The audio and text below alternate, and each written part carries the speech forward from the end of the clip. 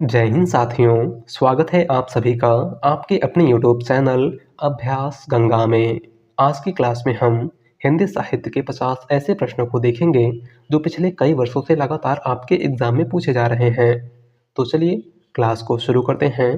Class को शुरू करने से पहले यदि आप लोग चैनल पर नए हैं तो चैनल को सब्सक्राइब करके बेल आइकन को प्रेस कर लीजिएगा, जिससे हमारे आने वाले वीडियो के नोटिफिकेशन सबसे पहले आप तक पहुंचे। आज का हमारा पहला क्वेश्चन है, कौन सी रचना मोहन राकेश की नहीं है? हमारा ऑप्शन है आषाढ़ का एक दिन, अंधा युग, लहरों के राजहंस या फिर आधे अधूरे। राइट आंसर है ऑप्शन बी, अंधा युग। इनमें से कौन सी रचना मोहन राकेश की नहीं है? तो है अंधा युग। और अंधा युग धर्मवीर भारती की रचना है। किसकी रचना है? धर्मवीर भारती की। अगला क्वेश्चन, निबंध गद्य की कसौटी है, यह कथन है। Important question. हमारा ऑप्शन है बालकृष्ण भट्ट का, रामचंद्र शुक्ल का, प्रताप नारायण मिश्र का या फिर सूर्यकांत त्रिपाठी निराला का। राइट आंसर है ऑप्शन बी, रामचंद्र शुक्ल का। दिया गया कथन इनमें से किसका है? तो आचार्य रामचंद्र शुक्ल का। अगला क्वेश्चन, बसंत आ गया पर कोई उत्कंठा नहीं, शीर्षक निबंध के लेखक का नाम है। हमारा ऑप्शन है बालमुकुंद गुप्त, प्रताप नारायण मिश्र, विद्यानिवास मिश्र या फिर इनमें से कोई नहीं। राइट आंसर है ऑप्शन सी, विद्यानिवास मिश्र। बसंत आ गया पर कोई उत्कंठा नहीं, शीर्षक निबंध के लेखक इनमें से कौन है? तो वह विद्यानिवास मिश्र। अगला क्वेश्चन, चिंतामणि का पहला भाग कब प्रकाशित हुआ था? Important question. हमारा ऑप्शन है 1930 ईस्वी में, 1939 ईस्वी में, 1935 ईस्वी में या फिर 1945 ईस्वी में। राइट आंसर है ऑप्शन बी, 1939। चिंतामणि का पहला भाग कब प्रकाशित हुआ था? तो 1939 ईस्वी में। चिंतामणि आचार्य रामचंद्र शुक्ल का निबंध संग्रह है जो 4 भागों में प्रकाशित हुआ था। इसका पहला भाग 1939 में प्रकाशित हुआ था, दूसरा भाग 1945 में प्रकाशित हुआ था, तीसरा भाग 1983 में प्रकाशित हुआ था और चौथा भाग 2002 में प्रकाशित हुआ था। अगला क्वेश्चन, बहुत कम कहानियां लिखकर भी सर्वाधिक लोकप्रियता प्राप्त करने वाले कहानीकार निम्नलिखित में से कौन हैं? हमारा ऑप्शन है सुदर्शन, चंद्रधर शर्मा गुलेरी, भगवती प्रसाद वाजपेयी या फिर रामचंद्र शुक्ल। राइट आंसर है ऑप्शन बी, चंद्रधर शर्मा गुलेरी। बहुत कम कहानियां लिखकर भी सर्वाधिक लोकप्रियता प्राप्त करने वाले कहानीकार इनमें से कौन हैं? तो वह चंद्रधर शर्मा गुलेरी। इन्होंने अपने जीवन काल में केवल 3 ही कहानियां लिखी थीं। पहली कहानी सुखमय जीवन 1911 में प्रकाशित हुई थी, दूसरी कहानी बुद्धू का कांटा 1912 में प्रकाशित हुई थी और तीसरी कहानी उसने कहा था 1915 में प्रकाशित हुई थी।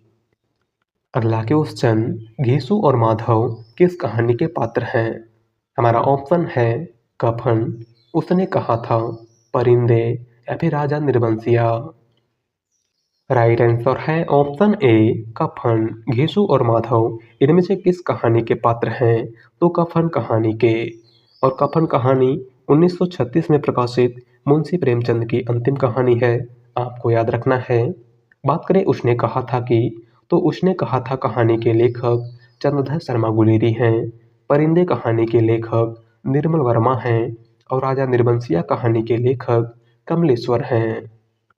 अगला क्वेश्चन, अमृतलाल नागर का कौन सा उपन्यास महाकवि सूरदास के जीवन पर आधारित है? हमारा ऑप्शन है बोध और समुद्र, खंजन नयन, आधा गांव या फिर मानस का हंस। राइट आंसर है ऑप्शन बी, खंजन नयन। अमृतलाल नागर का कौन सा उपन्यास महाकवि सूरदास के जीवन पर आधारित है? तो वह है खंजन नयन। बात करें मानस का हंस की, तो अमृतलाल नागर का उपन्यास मानस का हंस गोस्वामी तुलसीदास के जीवन पर आधारित है। अगला क्वेश्चन, आचार्य रामचंद्र शुक्ल ने किसे हिंदी का पहला उपन्यास माना है?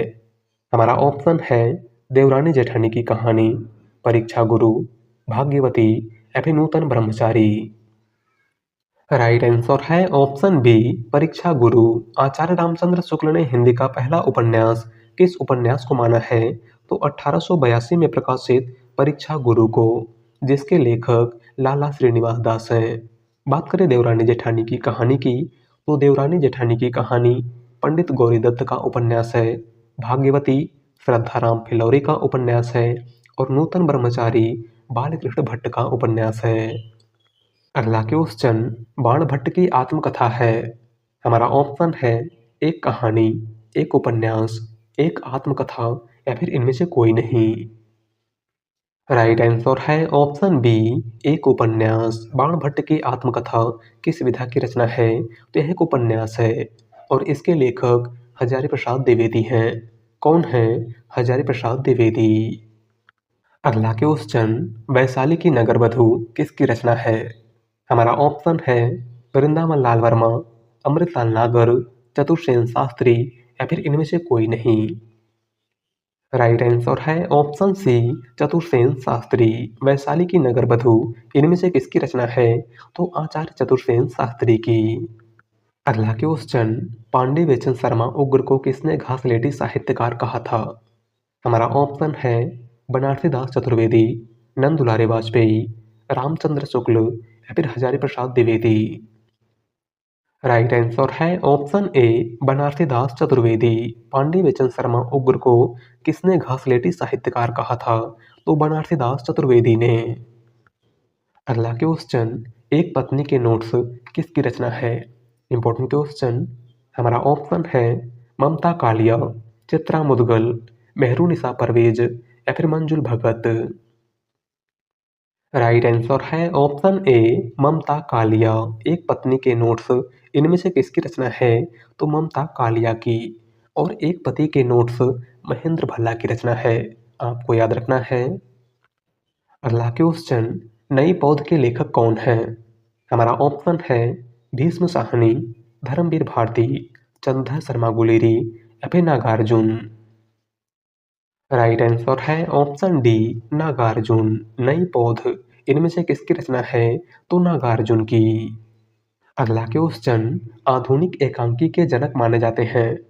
हमारा ऑप्शन है उदय शंकर भट्ट, जयशंकर प्रसाद, डॉक्टर रामकुमार वर्मा या फिर जगदीश चंद्र माथुर। राइट आंसर है option C, doctor Ramkumar Verma. आधुनिक एकांकी का जनक किसको माना जाता है? तो डॉक्टर रामकुमार वर्मा को। अगला क्वेश्चन निम्नलिखित में से कौन सा नाटक जयशंकर प्रसाद का नहीं है? हमारा ऑप्शन है स्कंदगुप्त, चंद्रगुप्त, करबला या फिर ध्रुव स्वामिनी। राइट आंसर है ऑप्शन सी, करबला। इनमें से कौन सा नाटक जयशंकर प्रसाद का नहीं है? तो वह है करबला। और करबला नाटक के लेखक मुंशी प्रेमचंद हैं। कौन है? मुंशी प्रेमचंद। अगला क्वेश्चन मोहन राकेश के किस नाटक में विलोम नामक पात्र है? हमारा ऑप्शन है आषाढ़ का एक दिन, लहरों के राजहंस, आधे अधूरे या फिर पैरों तले की जमीन। राइट आंसर है ऑप्शन ए, आषाढ़ का एक दिन। मोहन राकेश के किस नाटक में विलोम नामक पात्र है? तो आषाढ़ का एक दिन में। अगला क्वेश्चन जयशंकर प्रसाद का प्रथम नाटक है। हमारा ऑप्शन है सज्जन, राजश्री, कामना या फिर विशाख। राइट आंसर है ऑप्शन ए, सज्जन। जयशंकर प्रसाद का प्रथम नाटक इनमें से कौन सा है? तो 1910 में प्रकाशित सज्जन। अगला क्वेश्चन शकुंतला नाटक का खड़ी बोली गद्य में अनुवाद किसने किया था? Important question. हमारा ऑप्शन है राजा शिवप्रताप सितारे हिंद, राजा लक्ष्मण सिंह, भारतेंदु हरिश्चंद्र या फिर गिरधर दास। राइट आंसर है ऑप्शन बी, राजा लक्ष्मण सिंह। शकुंतला नाटक का खड़ी बोली गद्य में अनुवाद किसने किया था? तो राजा लक्ष्मण सिंह ने। अगला क्वेश्चन इनमें से किसने सर्वाधिक ऐतिहासिक नाटक लिखे हैं?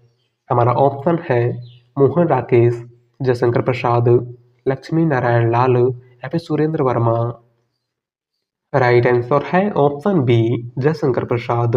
इनमें से किसने सर्वाधिक ऐतिहासिक नाटक लिखे हैं? तो जयशंकर प्रसाद ने। जयशंकर प्रसाद के प्रमुख ऐतिहासिक नाटकों की बात करें तो इनका प्रमुख ऐतिहासिक नाटक चंद्रगुप्त, स्कंदगुप्त, ध्रुव स्वामिनी, जन्मेजय का नागयज्ञ, अजातशत्रु इत्यादि हैं। अगला क्वेश्चन प्रबंध चिंतामणि के रचयिता का नाम है। हमारा ऑप्शन है दामोदर पंडित, आसगो, रोड़ा कवि या फिर मेरुतुंग। राइट आंसर है ऑप्शन डी मेरुतुंग। प्रबंध चिंतामणि इनमें से किसकी रचना है? तो मेरुतुंग की। अगला क्वेश्चन, जयशंकर प्रसाद ने अपने किस नाटक में मुख्यतः नारी मुक्ति की समस्या को उठाया है? Important question. हमारा ऑप्शन है चंद्रगुप्त, राजश्री, स्कंदगुप्त या फिर ध्रुव स्वामिनी। राइट आंसर है ऑप्शन डी ध्रुव स्वामिनी। जयशंकर प्रसाद ने अपने किस नाटक में मुख्यतः नारी मुक्ति की समस्या को उठाया है? तो ध्रुव स्वामिनी में। अगला क्वेश्चन, रानी केतकी की कहानी की भाषा को कहा जाता है? हमारा ऑप्शन है खड़ी बोली, हिंदुस्तानी, उर्दू या फिर अपभ्रंश। राइट आंसर है ऑप्शन ए खड़ी बोली। रानी केतकी की कहानी किस भाषा में लिखी गई है? तो खड़ी बोली में। रानी केतकी की कहानी इंसा अल्लाह खां की रचना है और इस रचना का दूसरा नाम उदयभान चरित है। अगला क्वेश्चन, जयशंकर प्रसाद द्वारा रचित गीत नाट्य है? हमारा ऑप्शन है राजश्री, विशाख, करुणालय या फिर ध्रुव स्वामिनी। राइट आंसर है ऑप्शन सी करुणालय। जयशंकर प्रसाद द्वारा रचित गीत नाट्य इनमें से कौन सा है? तो वह है करुणालय। अगला क्वेश्चन, खड़ी बोली का पहला प्रयोग किसके द्वारा किया गया? हमारा ऑप्शन है बलदेव उपाध्याय, लल्लू लाल, जॉन गिलक्राइस्ट या फिर सुनीति कुमार चटर्जी। राइट आंसर है ऑप्शन बी लल्लू लाल। खड़ी बोली का सबसे पहले प्रयोग किसने किया था? तो लल्लू लाल ने। और किस रचना में किया था? तो प्रेम सागर में। अगला क्वेश्चन, भाषा संवर्धनी सभा के संस्थापक थे? हमारा ऑप्शन है राम प्रसाद निरंजनी, जॉर्ज ग्रियर्सन, बाबू तोताराम या फिर सदा सुखलाल। राइट आंसर है ऑप्शन सी बाबू तोताराम। भाषा संवर्धनी सभा के संस्थापक इनमें से कौन थे? तो वह थे बाबू तोताराम। और भाषा संवर्धनी सभा की स्थापना 1877 ईस्वी में अलीगढ़ में हुई थी। अगला क्वेश्चन, मेघदूत काव्य का खड़ी बोली में अनुवाद किया है? हमारा ऑप्शन है सदल मिश्र, भारतेंदु हरिश्चंद्र, लल्लू लाल या फिर राजा लक्ष्मण सिंह। राइट आंसर है ऑप्शन डी राजा लक्ष्मण सिंह। मेघदूत काव्य का खड़ी बोली में अनुवाद किसने किया था? तो राजा लक्ष्मण सिंह ने। अगला क्वेश्चन, हिंदी का प्रथम व्याकरण लिखने वाले विद्वान हैं? हमारा ऑप्शन है जयसुआ कैटलर, किशोरीदास वाजपेयी, जॉर्ज ग्रियर्सन या फिर कामता प्रसाद गुरु। राइट आंसर है ऑप्शन ए जयसुआ कैटलर। हिंदी का प्रथम व्याकरण लिखने वाले विद्वान इनमें से कौन है? तो वह है जयसुआ कैटलर। अगला क्वेश्चन, अपनी केवल धार काव्य संकलन के रचनाकार हैं? हमारा ऑप्शन है केदारनाथ अग्रवाल, केदारनाथ सिंह, सर्वेश्वर दयाल सक्सेना या फिर अरुण कमल। राइट आंसर है ऑप्शन डी अरुण कमल। अपनी केवल धार काव्य संकलन के रचनाकार इनमें से कौन है? तो वह है अरुण कमल। अगला क्वेश्चन, निम्नलिखित में से कौन सी रचना धर्मवीर भारती की नहीं है? हमारा ऑप्शन है ठंडा लोहा, सात गीत वर्ष, कनुप्रिया या फिर सूर्य का स्वागत। राइट आंसर है ऑप्शन डी सूर्य का स्वागत। इनमें से कौन सी रचना धर्मवीर भारती की नहीं है? वह है सूर्य का स्वागत। और सूर्य का स्वागत दुष्यंत कुमार की रचना है। किसकी रचना है? दुष्यंत कुमार की। अगला क्वेश्चन, सन 1954 में प्रकाशित नई कविता पत्रिका के संपादक कौन थे? हमारा ऑप्शन है अज्ञे, धर्मवीर भारती, नरेश मेहता या फिर जगदीश गुप्त। राइट आंसर है ऑप्शन डी जगदीश गुप्त। सन 1954 में प्रकाशित नई कविता पत्रिका के संपादक इनमें से कौन थे? तो वह थे जगदीश गुप्त। अगला क्वेश्चन, दलित साहित्य के चर्चित लेखक हैं? हमारा ऑप्शन है निराला, कुंवर बेचैन, ओम प्रकाश वाल्मीकि या फिर डॉक्टर नगेंद्र। राइट आंसर है ऑप्शन सी ओम प्रकाश वाल्मीकि। दलित साहित्य के चर्चित लेखक इनमें से कौन है? तो वह है ओम प्रकाश वाल्मीकि। अगला क्वेश्चन, अमन का राग के लेखक हैं? हमारा ऑप्शन है भवानी प्रसाद मिश्र, शमशेर बहादुर सिंह, मुक्ति बोध या फिर इनमें से कोई नहीं। राइट आंसर है ऑप्शन बी शमशेर बहादुर सिंह। अमन का राग इनमें से किसकी रचना है? तो शमशेर बहादुर सिंह की। अगला क्वेश्चन, साखी किस कवि का काव्य संग्रह है? Important question. हमारा ऑप्शन है केदारनाथ सिंह, कुंवर नारायण, मलयज या फिर विजय देव नारायण शाही। राइट आंसर है ऑप्शन डी विजय देव नारायण शाही। साखी किस कवि का काव्य संग्रह है? तो विजय देव नारायण शाही का। अगला क्वेश्चन, अग्नि ने कुल कितने सप्तकों का प्रकाशन किया था? Important question. हमारा ऑप्शन है 5, 4, 3 या फिर 2। राइट आंसर है ऑप्शन बी 4। अग्नि ने कुल कितने सप्तकों का प्रकाशन किया था? तो 4 सप्तकों का। पहला सप्तक 1943 में प्रकाशित हुआ था, दूसरा सप्तक 1951 में प्रकाशित हुआ था, तीसरा सप्तक 1959 में प्रकाशित हुआ था और चौथा सप्तक 1979 में प्रकाशित हुआ था। अगला क्वेश्चन, नागार्जुन किस काव्यधारा के कवि हैं? हमारा ऑप्शन है प्रगतिवाद, प्रयोगवाद, अकविता या फिर समकालीन कविता। राइट आंसर है ऑप्शन ए प्रगतिवाद। नागार्जुन किस काव्यधारा के कवि हैं? तो प्रगतिवाद के। अगला क्वेश्चन, जमुन जल तुम काव्य के रचनाकार हैं? हमारा ऑप्शन है भवानी प्रसाद मिश्र, सुदामा पांडे धूमिल, शिवमंगल सिंह सुमन या फिर केदारनाथ अग्रवाल। राइट आंसर है ऑप्शन डी केदारनाथ अग्रवाल। जमुन जल तुम इनमें से किसकी रचना है? तो केदारनाथ अग्रवाल की। अगला क्वेश्चन, सन 1936 ईस्वी में प्रगतिशील लेखक संघ की स्थापना और प्रथम अधिवेशन किस शहर में हुआ था? हमारा ऑप्शन है लखनऊ, भोपाल, दिल्ली या फिर बेंगलुरु। राइट आंसर है ऑप्शन ए लखनऊ। सन 1936 ईस्वी में प्रगतिशील लेखक संघ की स्थापना और प्रथम अधिवेशन किस शहर में हुआ था? तो लखनऊ में। और प्रगतिशील लेखक संघ के प्रथम अधिवेशन की अध्यक्षता मुंशी प्रेमचंद ने की थी। किसने की थी? मुंशी प्रेमचंद ने। अगला क्वेश्चन, हिंदी में सानेट लिखने के लिए कौन से कवि प्रसिद्ध हैं? हमारा ऑप्शन है केदारनाथ अग्रवाल, सूर्यकांत त्रिपाठी निराला, त्रिलोचन शास्त्री या फिर नागार्जुन। राइट आंसर है ऑप्शन सी त्रिलोचन शास्त्री। हिंदी में सानेट लिखने के लिए कौन से कवि प्रसिद्ध हैं? तो वह हैं त्रिलोचन शास्त्री।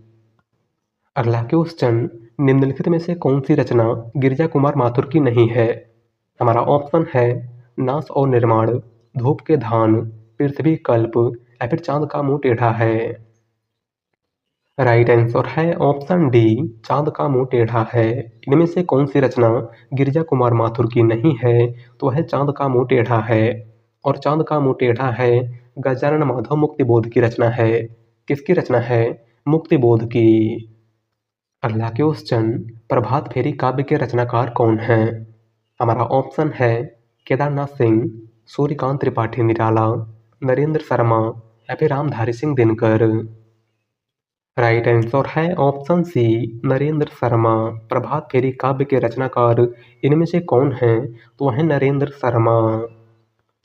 अगला क्वेश्चन, धर्म नैतिकता और विज्ञान के लेखक हैं? हमारा ऑप्शन है प्रेमचंद, जयशंकर प्रसाद, रामधारी सिंह दिनकर या फिर मुक्तिबोध। राइट आंसर है ऑप्शन सी रामधारी सिंह दिनकर। धर्म नैतिकता और विज्ञान इनमें से किसकी रचना है? तो रामधारी सिंह दिनकर की। अगला क्वेश्चन, अधैर्य का कवि किसे कहा जाता है? Important question. हमारा ऑप्शन है दिनकर, त्रिलोचन, अज्ञे या फिर गिरिजा कुमार माथुर। राइट आंसर है ऑप्शन ए दिनकर। अधैर्य का कवि किस कवि को कहा जाता है? तो रामधारी सिंह दिनकर को। अगला क्वेश्चन, जयशंकर प्रसाद की कामायनी की भाषा है? हमारा ऑप्शन है सदुकड़ी, अवधी, ब्रजभाषा या फिर खड़ी बोली। राइट आंसर है ऑप्शन डी खड़ी बोली। जयशंकर प्रसाद की कामायनी किस भाषा में लिखी गई है? तो खड़ी बोली में। अगला क्वेश्चन, कामायनी को छायावाद का उपनिषद किसने कहा है? Important question.